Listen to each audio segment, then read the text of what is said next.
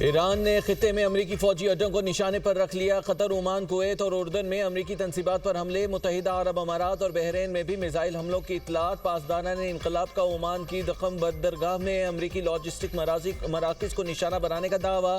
بیان میں کہا کہ امریکی ایئر بیس کے کمانڈ اینڈ کنٹرول سینٹر اور MQ ڈرون ہینگر کو تباہ کر دیا۔ امریکی طیاروں کو ایندھن فراہم کرنے والے پلیٹ فارمز کو بھی تباہ کیا گیا۔ قطر میں امریکی العدید ایئر بیس کو بلسٹک میزائلوں سے نشانہ بنایا گیا۔ قطر کے امریکی اڈے میں لڑاکا طیاروں کی مرمت اور دیکھ بھال کے مرکز کے ساتھ کمانڈ اینڈ کنٹرول سینٹر کو بھی تباہ کر دیا۔ ایرانی میڈیا کے مطابق بحرین میں فضائی حملے کے خطرے کے پیش نظر سائرن بجائے گئے۔ متحدہ عرب امارات کی وزارت داخلہ کے مطابق فضائی دفاعی نظام نے میزائل حملوں کو ناکام بنا دیا۔ کویت کی فوج نے بھی حملے ناکام بنانے کا دعویٰ کیا ہے۔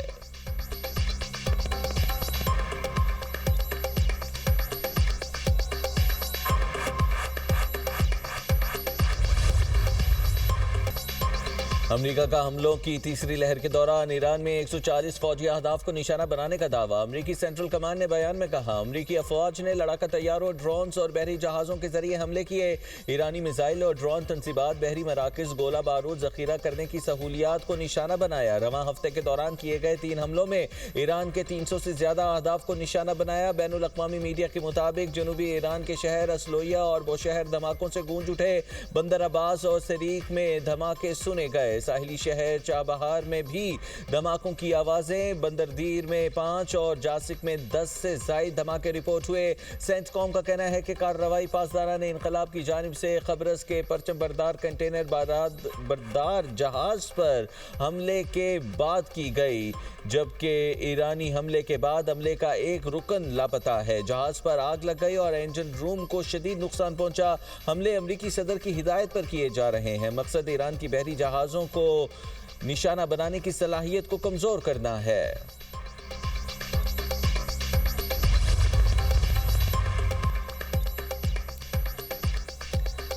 امریکی حملے کے بعد ایران نے آبنائے ہرمز بند کر دی۔ پاسداران انقلاب کا آبنائے ہرمز میں ایک اور بحری جہاز پر حملہ۔ بیان میں کہا جنوبی ایران کے شہروں پر امریکی حملوں کے جواب میں بحری جہاز کو نشانہ بنا کر روک دیا۔ ایرانی حکام کے مطابق ایران کے بحری جہاز پر امریکی فائرنگ کے بعد آبنائے ہرمز بند کی گئی۔ خطے میں امریکی مداخلت کے خاتمے تک آبنائے ہرمز بند رہے گی۔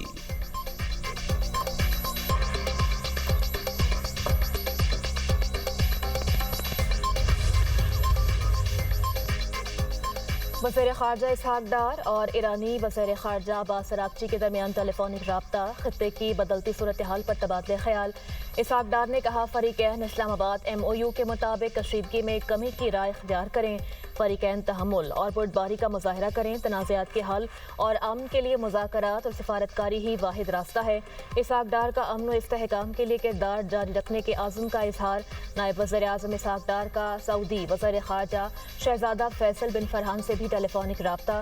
سعودی وزیر خارجہ کا کشیدگی میں کمی لانے اور مذاکرات کا عمل جاری رکھنے پر زور۔ دونوں رہنماؤں نے اتفاق کیا کہ تنازع دوبارہ بھڑکنے سے کسی کا فائدہ نہیں۔ یہ خطے میں امن و استحکام کے لیے جاری کوششوں کو نقصان پہنچاتا ہے۔ اسحاق ڈار نے کہا تمام فریق زیادہ سے زیادہ تحمل کا مظاہرہ کریں اور ثالثی کی کوششوں کو کامیاب بنائیں۔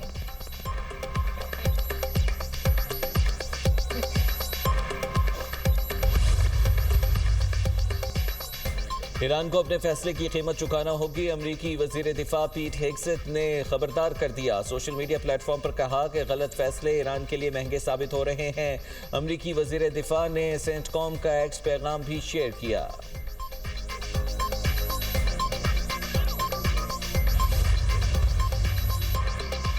عمان اور ایران کا آبِ ہرمز ڈیل کے لیے مذاکرات جاری رکھنے پر اتفاق۔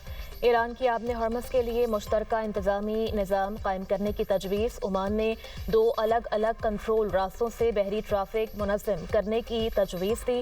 تہران کا عمان کی تجویز پر تحفظات کا اظہار۔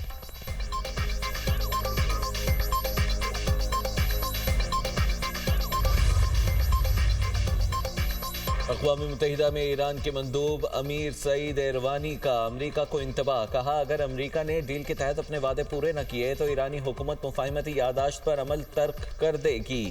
ایرانی سفیر نے ایران پر 7 اور 8 جولائی کو حملوں کو اقوام متحدہ کے چارٹر اور باہمی مفاہمتی یادداشت کی خلاف ورزی قرار دیا۔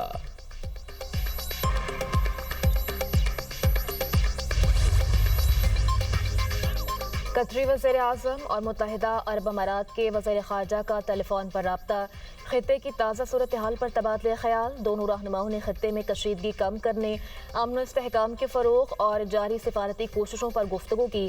قطری وزیر اعظم نے فریقین پر زور دیا کہ وہ مذاکرات اور سفارتکاری کے عمل سے وابستہ رہیں۔ امریکہ اور ایران کے درمیان طے پانے والی مفاہمتی یادداشت پر عمل درآمد کو بھی ضروری قرار دیا گیا۔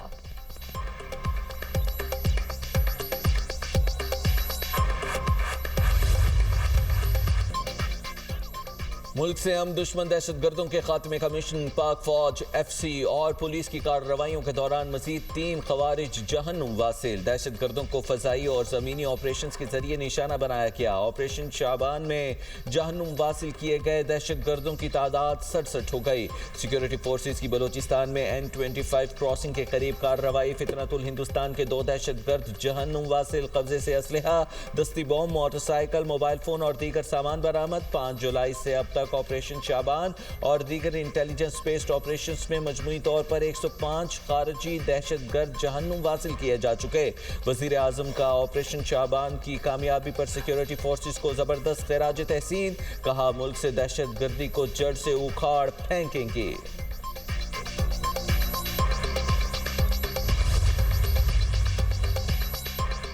OIC وزارتی کانفرنس برائے خواتین کی میزبانی پاکستان کے لیے اعزاز ہے۔ وزیر قانون اعظم نذیر تارڑ کا کہنا ہے کانفرنس برائے خواتین کی میزبانی پہلی بار پاکستان کو ملی۔ وزارت خارجہ کانفرنس کے انعقاد میں کلیدی کردار ادا کر رہی ہے۔ مختلف تکنیکی ورکنگ گروپ بھی کانفرنس کا حصہ ہیں۔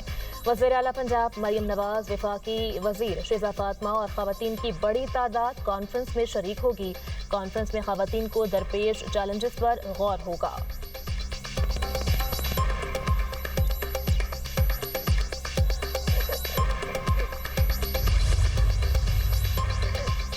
وزیر اعلیٰ پنجاب کی وزیر تعلیم رانا سکندر کو ہر ہفتے ایک سکول میں خود کلاس لینے کی ہدایت۔ وزیر اعلیٰ پنجاب مریم نواز کی زیر صدارت خصوصی اجلاس، سکول ایجوکیشن پر بریفنگ، پرائیویٹ سکولوں کی رجسٹریشن کے ڈیجیٹل میکانزم کا جائزہ، پنجاب بھر میں ٹیوشن سینٹرز کی رجسٹریشن کے لیے تجاویز طلب، ٹیوشن سینٹرز کی ڈیجیٹل میپنگ کے لیے طریقہ کار وضع کرنے کی ہدایات۔ سرکاری سکولز میں 2 سال 4 ماہ میں 43 لاکھ طلباء کی انرولمنٹ کا ہدف پورا کر لیا گیا۔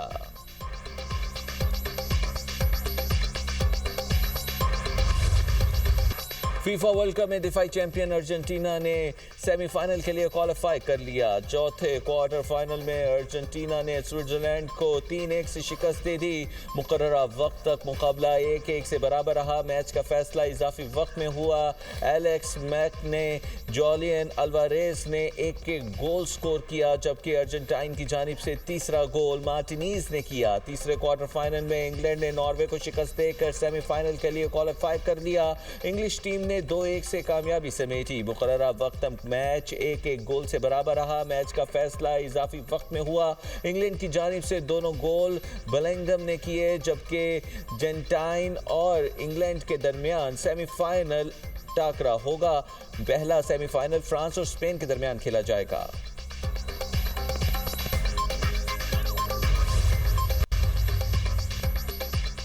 ملک میں مونسون کا سپیل، لاہور سمیت پنجاب کے مختلف شہروں میں وقفے سے بارش، موسم خوشگوار۔ اسلام آباد، راولپنڈی میں گرج چمک اور تیز ہواؤں کے ساتھ بادل خوب برسے۔ فیصل آباد، ننکانہ صاحب، شکر گڑھ، چنیوٹ میں بادل برس پڑے۔ میاں والی پنڈہروں میں بھی برسات، مشربی علاقوں میں پانی جمع، بجلی کی فراہمی بھی متاثر۔ کے پی میں بادل برسنے کا امکان، نوشہرہ، مردان، چارسدہ اور دیگر شہروں میں بارش متوقع۔ پی ڈی ایم اے نے بارشوں کے باعث تیزی سے گلیشیئرز کے پگھلنے کا خدشہ ظاہر کر دیا۔ گلیشیائی جھیلوں کے پھٹنے اور لینڈ سلائڈنگ کا خطرہ بڑھ گیا۔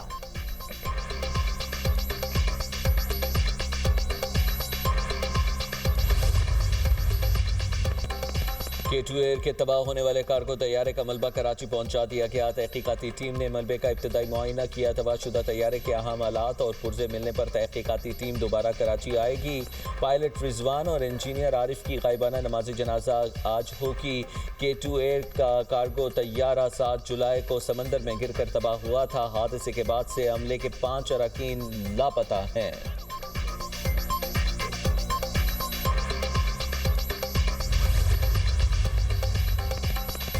قطر کے سابق امیر شیخ حمد بن خلیفہ ال ثانی 74 برس کی عمر میں انتقال کر گئے۔ انہوں نے 1995 سے 2013 تک قطر پر حکومت کی۔ اس کے بعد اقتدار بیٹے کے سپرد کیا۔ سابق امیر کے دور میں قطر مائع قدرتی گیس کی پیداوار اور برآمد کا مرکز بنا۔ طوفان باوی چین کے مشرقی ساحل سے ٹکرا گیا۔ تیز ہواؤں اور بارشوں کے باعث ہنگامی اقدامات جاری۔